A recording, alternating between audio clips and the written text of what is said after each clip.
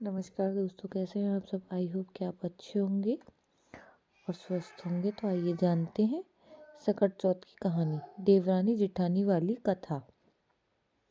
एक शहर में देवरानी जेठानी रहती थी। जेठानी अमीर थी और देवरानी गरीब थी। देवरानी गणेश जी की भक्त थी। देवरानी का पति जंगल से लकड़ी काट कर बेचता था और अक्सर बीमार रहता था। देवरानी जेठानी घर का सारा काम करती और बदले में जेठानी बचा हुआ खाना, पुराने कपड़े आदि उसको दे देती।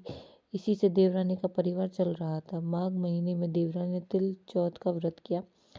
5 आने का तिल और गुड़ लाकर तिलकुट बनाया। पूजा करके तिल चौथ की कथा सुनी और तिलकुट चिके में रख दिया और सोचा कि चांद उगने पर पहला तिलकुट और उसके बाद ही कुछ खाऊंगी। कथा सुनकर वह जेठानी के यहाँ चली गई।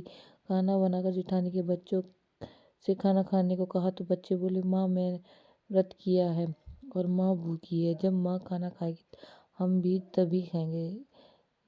जेठ जी को खाना खाने के लिए कहा तो जेठ जी बोले, मैं अकेला नहीं खाऊंगा, जब चांद निकलेगा तब सब खाएंगे, तभी मैं खाऊंगा। जेठानी ने उससे कहा कि आज तो किसी ने भी अभी तक खाना नहीं खाया है, तुम्हें कैसे दे दूं।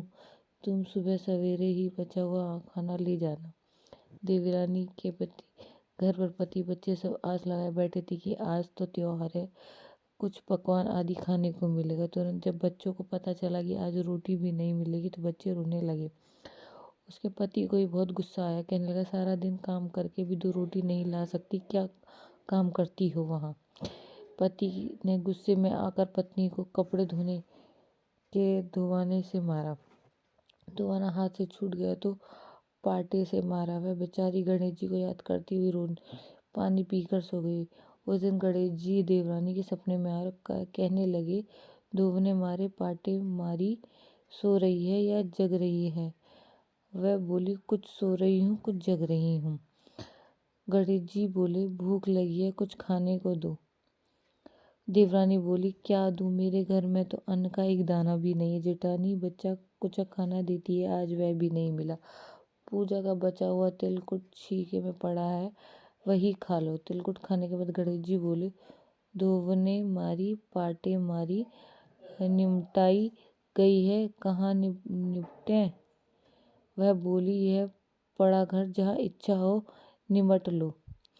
फिर गणेश जी बच्चे की तरह बोले कि अब कहाँ पहुँचूं, नींद में मग्न। अब देवरानी को गुस्सा आ गया। वह कब से तंग किए जा रहे हो। सो बोली, मेरे सर पर पहुँच दो। और कहाँ पहुँचोगे। जब सुबह देवरानी उठी तो उसने देखा, हैरान रह गई कि पूरा घर हीरे मोती से जगमगा रहा है। सिर पर जहाँ विनायक जी पहुँच कर गए थे वहाँ हीरे के टीके व बिंदी जगमगा रही है। उस दिन देवरानी जेठानी के यहाँ काम करने नहीं गई। बड़ी देर तक राह देखने के बाद जेठानी ने बच्चों के देवरानी को बुलाने भेजा। देवरानी ने सोचा, कल खाना नहीं दिया इसलिए शायद देवरानी बुरा मान गई। बच्चे बुलाने गए। बोली, चाची चलो, माँ ने बुलाया, सारा काम पड़ा है। देवरानी ने जवाब दिया, अब उसकी ज़रूरत नहीं है, घर में सब भरपूर है गणेश जी की आशीर्वाद से। बच्चों ने घर जाकर माँ को बताया, चाची का तो पूरा घर हीरे मोती से जगमगा रहा है। जेठानी दौड़ती हुई देवरानी के पास आई और पूछा कि ये सब कैसे हुआ। देवरानी ने उन्हें उसके साथ जो हुआ वह सब कह डाला। घर लौटकर जेठानी ने अपने पति को कहा, क्या मुझे धोने से पाटों से मारो। और उसके पति बोला कि भली मांस कैसी, कभी तुमसे मैंने हाथ भी उठाया है। मैं तुम्हें धोबने और पाटे से कैसे मार सकता हूँ। वह नहीं मानी और जिद करने लगी। मजबूरन पति ने उसे मारना पड़ा। उसने ढेर सारा घी डालकर चूरमा बनाकर छीके में रख दिया और सो गई। रात को चौथ विनायक जी उसके सपने में आए। कहने लगे, भूख लगी है, कहाँ। जेठानी ने कहा, गणेश जी महाराज, मेरी देवरानी ने कहा कि सूखा तिलकुट खाया है। मैंने तो घूरते घी का चूरमा बनाकर आपके लिए छीके में रख दिया है। फल और मेवे भी रख दिए हैं, जो चाहे खा लीजिए। बाल स्वरूप गणेश जी बोले, अब निपटूं कहाँ। जेठानी जी बोली, उसके यहाँ तो फटी फूटी झोपड़ी थी, मेरे यहाँ तो कांच से महल है, जहाँ चाहो निपटो। फिर गणेश जी ने बोला, कहाँ पहुँचूं। जेठानी बोली, मेरे ललाट पर बड़ी सी बिंदी लगाकर पहुँच लो।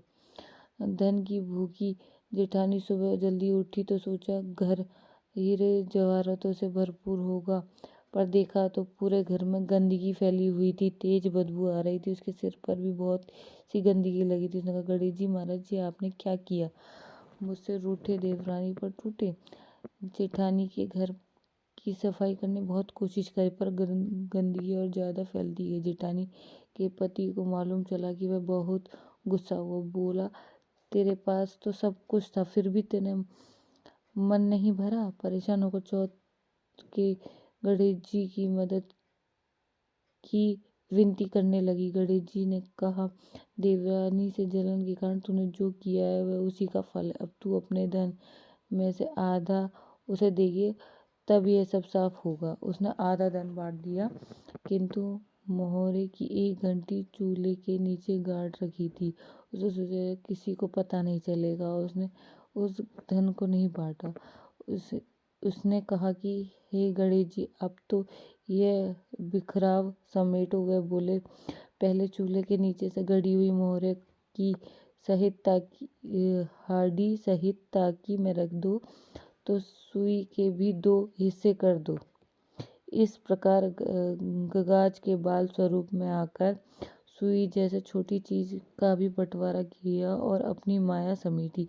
हे गणेश जी महाराज, जैसे आपने देवरानी पर कृपा की वैसे ही सब पर करना। कहानी कहने वाले, सुनने वाले व हुंकार भरने वाले सब पर कृपा करना, लेकिन जेठानी को जैसी सजा दी वैसी किसी को मत देना। जय सकट देवता की जय, जय गणेश भगवान की जय।